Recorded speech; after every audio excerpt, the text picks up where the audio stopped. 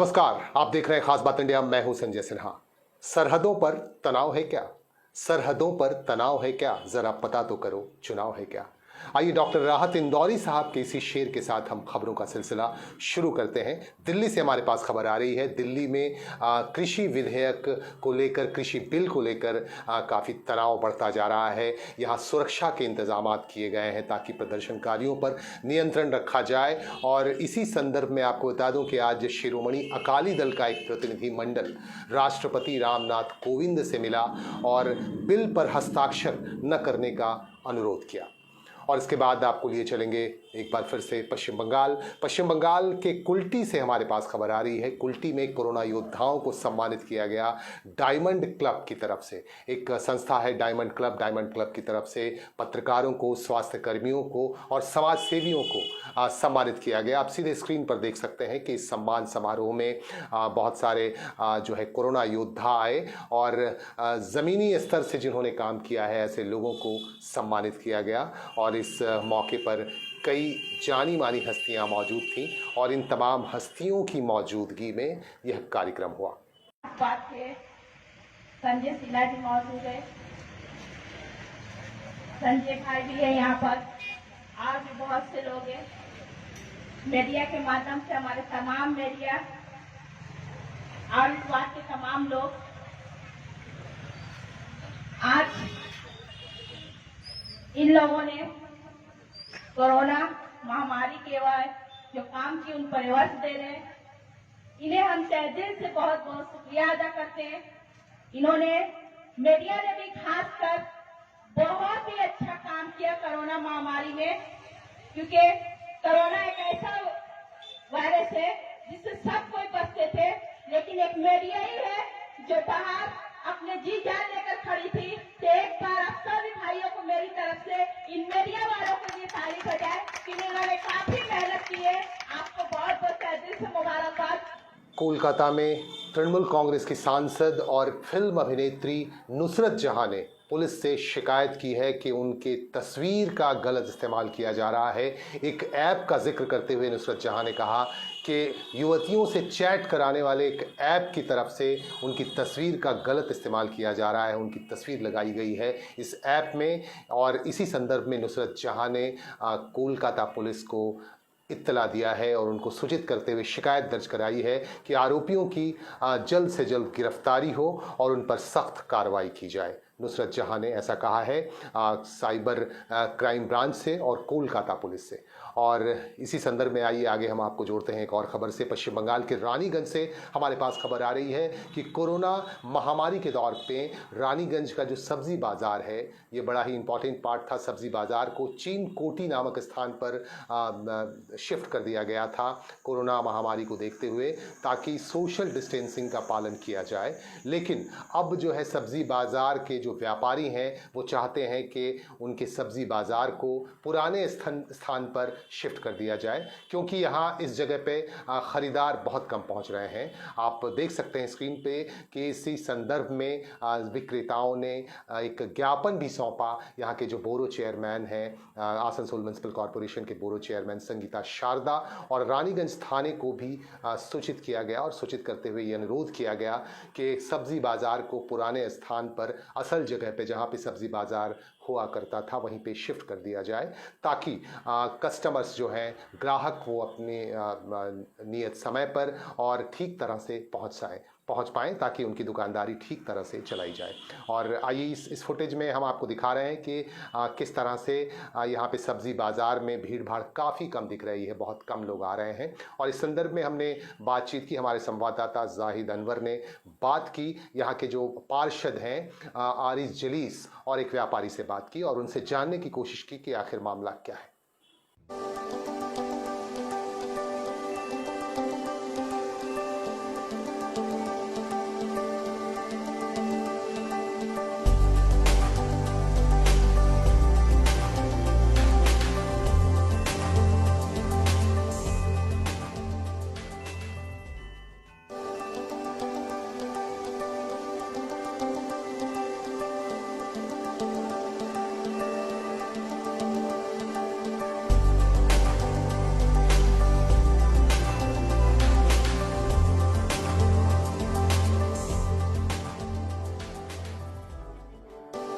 मतलब डिमांड है जो कि हम लोग का प्रशासन बोला था जे कोरोना का कारण तुम लोगों का सोशल डिस्टेंसिंग ये नहीं हो रहा, इस कारण तुम लोगों को दूसरे जगह शिफ्ट कर रहा। हम लोग उन लोगों का बात सुनते हुए, प्रशासन का बात सुनते हुए हम लोग इस जगह में चले आए। किंतु अभी सभी जगह का कोरोना बोल है, मगर कोरोना बोल के माना नहीं जा रहा। आज जमुड़िया है, या आसनसोल है, ये आपका जगह दुर्गापुर है, सब सेट हो गया। आज रानीगंज भी सब कुछ खुल गया, कोई चीज़ बाद नहीं है। आज सब जगह जिस तरह का चलता रहा, बस चल रहा है, भीड़ भड़क का जिस तरह चलता रहा। आज अर्जुन पट्टी में पूरा भीड़ है, आज फल पट्टी से लेकर चारों तरफ भीड़ है, मगर हम लोग को जहाँ का तहाँ छोड़ दिया गया। हम लोग के बारे में कोई सोच भी नहीं रहा, ना कोई विचार कर रहा।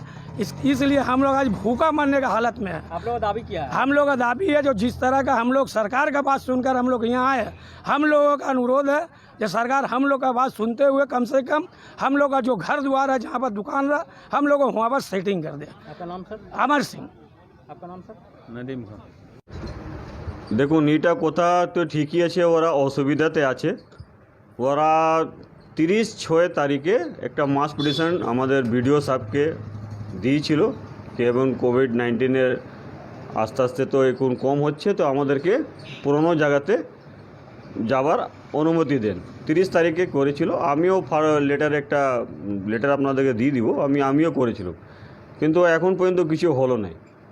কিন্তু এখন তো মার্কেট বাজার ট্রান্সপোর্টিং আস্তে আস্তে খুলছে, আর আস্তে আস্তে লুজ তো আর আসানসোল মিউনিসিপ্যাল কর্পোরেশনে যত এরিয়া জামুড়িয়া, আসানসোল, কুলটি, বালাঘাট যতগুলো দোকানগুলো কোভিড-19 জন্য যা শিফট করা হয়েছিল ওকে পুরোনো জায়গাতে ফেরানো হয়ে গেছে। তো যদি সব হয়ে গেছে তো রানিগঞ্জে কেন লেট হচ্ছে? তো এই ভিত্তিতে আজকে আমি বিডিও সাহেবকে চিঠি করেছি, কপি টু এডিএম করেছি, ডিএম করেছি, আমাদের এসডিও সাহেবকে করেছি, রানিগঞ্জ আইসি সাহেবকে করেছি কি এদেরকে যত তাড়াতাড়ি হয়, গরিব মানুষ আছে, রেনি সিজন আছে, তারপর আমাদের দুর্গা পুজো আসছে, আর যদি না আস্তে আস্তে মার্কেটগুলো নর্মালি চলছে তো এদেরকে শিফট করা দরকার। তো আমি আবেদন করেছি কি বিডিও সাহেবকে, তো উনি আমাকে হোয়াটসঅ্যাপের মাধ্যমে জানিয়েছেন কি আমি উপর অথরিটিতে কথা করে খুব শীঘ্রই ওদেরকে পুরনো জায়গাতে ফেরত নিয়ে জায়গাটা চলে আসবে। রানিগঞ্জ আইসি সাহেবও আমাকে হোয়াটসঅ্যাপে চিঠিটা পড়ে বলেছেন হোয়াটসঅ্যাপে কি কিছুদিন পরে আমরা এটা ব্যবস্থা নিব কি ওদেরকে পুরনো জায়গাতে ফেরা উচিত। নর্মাল হচ্ছে তো নর্মাল করা দরকার। আর ওরা শক্তি খুবই অসুবিধাতে আছে, দুই জায়গাতে আছে ওরা, একটা আমাদের আঞ্জুমানের জমিনের আছে আর একটা আমাদের চিনকোটি মোড়ের কাছে আছে। তো পুরোনো জায়গাতে চলে আসবে তো ব্যবসাওটা মার খাচ্ছে, ওদের ব্যবসাতে কানেক্টিং আমাদের SM রোড আছে, মাওয়ালিপট্টি আছে, ওদেরও ব্যবসা মার খাচ্ছে। একটা তো বিজনেস একটা জিনিস অন্য জিনিসকে কানেক্ট করে বিজনেসে, তো ওটা এফেক্ট হচ্ছে। আর আমি রানিগঞ্জ শহরবাসীকেও আবেদন করছি কি ওরাও প্রশাসনকে বলুন, আমরাও বলছি কি এদের পুরোনো জায়গাতে ফেরত চলে আসুন। আস্তে আস্তে লাইফ ভগবান করে আস্তে আস্তে নর্মাল হোক। আর আমার আশা আছে कि डेस्टिनेशन के ताड़ाताड़ी ये एक्शन लेंगे। पश्चिम बंगाल के हावड़ा ज़िले से हमारे पास खबर आ रही है। हावड़ा ज़िले में एक शवदाह गृह जो उद्घाटन से पहले ही नदी में समा गया, हुगली नदी में समा गया। 13 लाख की लागत से बने इस शवदाह गृह का उद्घाटन होना था, लेकिन बारिश की वजह से, पुरजोर तरीके से जो बारिश हुई, बारिश की वजह से यह शवदाह गृह हुगली नदी में समा गया।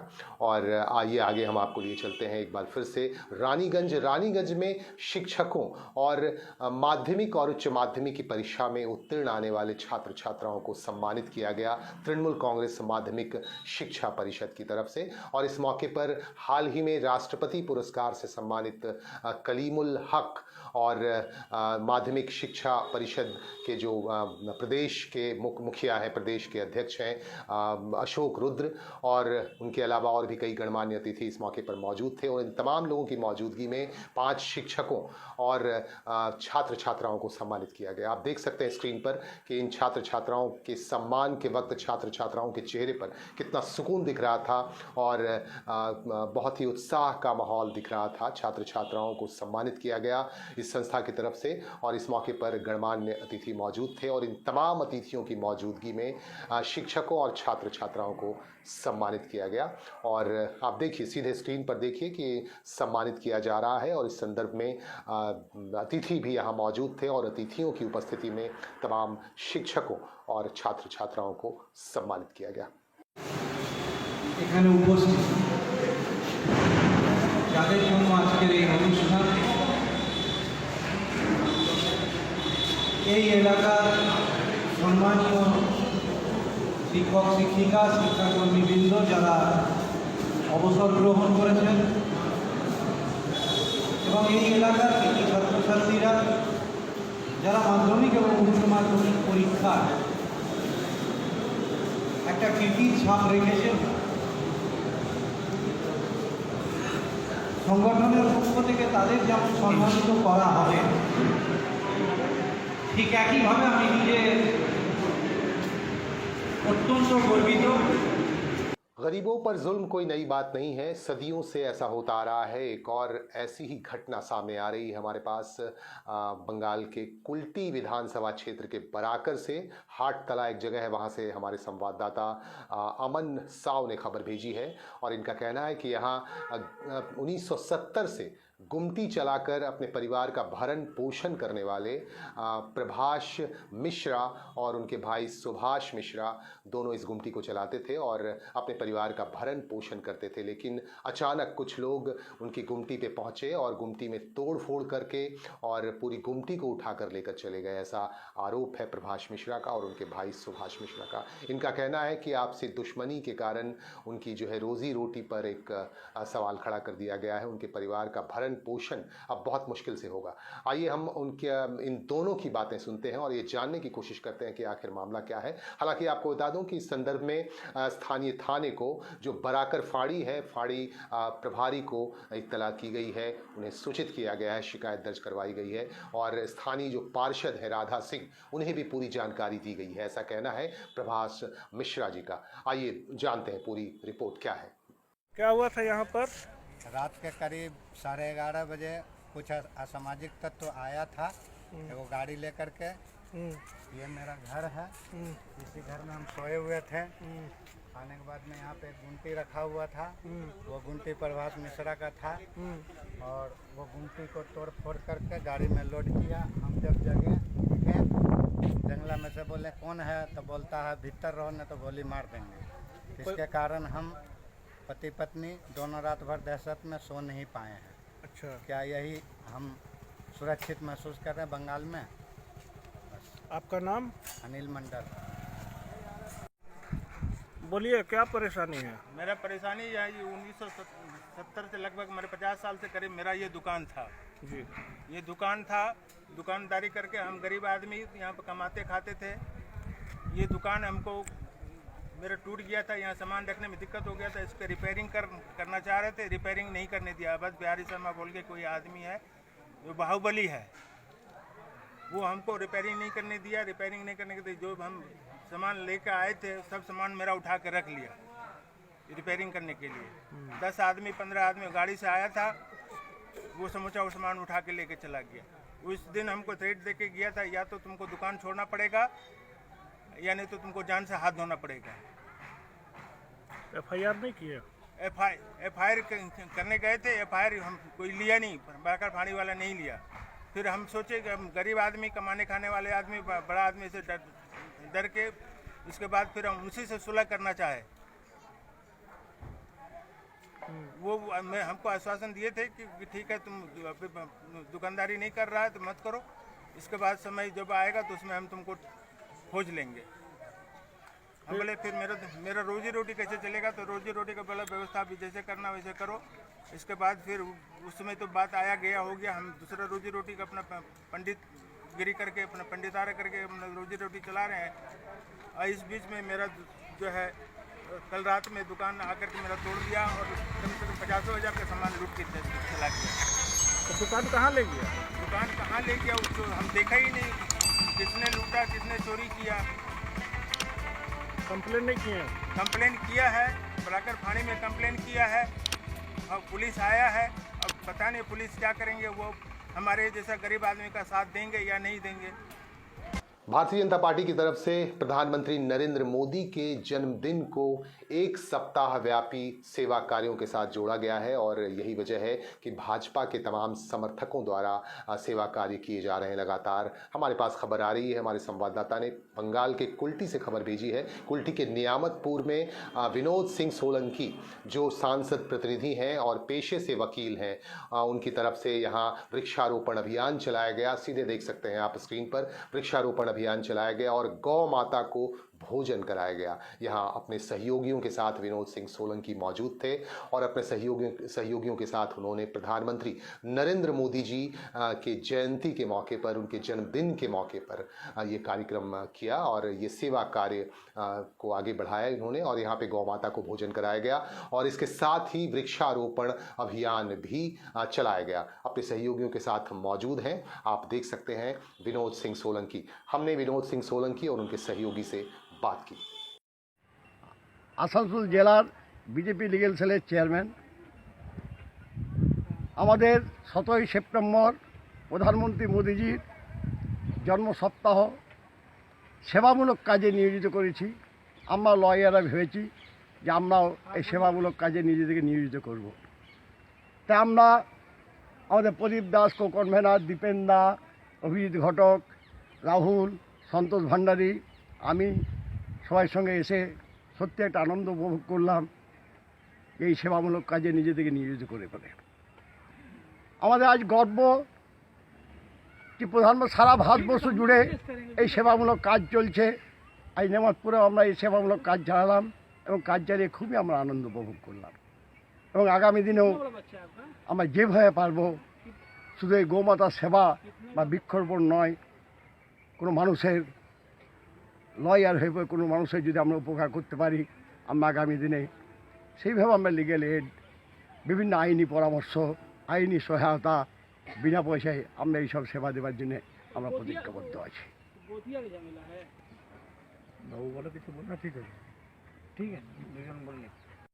जो आपने प्रधानमंत्री के जन्मदिन के अवसर पर आज जो आपने वृक्षारोपण किया, समाज से जो काम कर रहे हैं, तो सर इसमें इस विषय पर क्या बोलना चाहते हैं? देखिए, इस महान देश के महान यशस्वी प्रधानमंत्री श्री नरेंद्र मोदी जी का जन्म 17 सितंबर को था।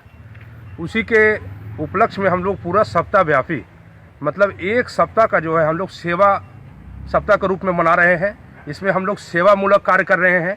जैसे मैं हमारे साथ में यहाँ बीजेपी के लीगल सेल के जिला के चेयरमैन, जिला के कन्वेनर, जिला के महामंत्री बाबूदा, दीपेंदा, संतोष भंडारी, राहुल और मैं विनोद सिंह सोलंकी, यहाँ के स्थानीय सांसद और भारत सरकार के वन एवं पर्यावरण मंत्री एवं जलवायु परिवर्तन विभाग के सांसद प्रतिनिधि, साथ ही साथ आसनसोल जिला का लीगल का सेल का जनरल सेक्रेटरी का दायित्व में हूँ। तो मोदी जी के जो जन्म दिवस है उसके हम लोग सेवामूलक कार्य के रूप में आज जैसे हम लोगों को लीगल सेल के तरफ से गौ माता का हम लोग सेवा किए, गौ माता को रोटी और गुड़ खिलाए, साथ ही साथ अभी वृक्षारोपण का कार्य किए हैं। इस तरह से सेवामूलक कार्य हम लोग पूरा एक सप्ताह तक चलाएंगे। एक सप्ताह के बाद हम लोग का ये कार्य समाप्त हो जाएगा। हमारे साथ आप बने रहें। लगातार खबरों से जुड़े रहना चाहते हैं तो खास बात इंडिया के साथ जुड़े रहें। हमारे सोशल मीडिया के जो प्लेटफॉर्म्स हैं उन प्लेटफॉर्म्स के साथ भी आप संपर्क बनाए रखें। हमारे यूट्यूब चैनल को आप सब्सक्राइब कर लें और बेल आइकन को दबा दें ताकि हर नोटिफिकेशन आप तक पहुंचता रहे। हमारे फेसबुक पेज को आप लाइक कर लें और हमारे ट्विटर अकाउंट को फॉलो करें, इंस्टाग्राम अकाउंट को फॉलो करें और हमारे साथ जुड़े रहें। हमारे वेबसाइट www.खासबात.co.in के साथ बने रहें, हमारे साथ जुड़े रहें और हमसे संपर्क स्थापित करते रहें ताकि खबरों के साथ आप बने रहें। आज के लिए बस इतना ही। नमस्कार।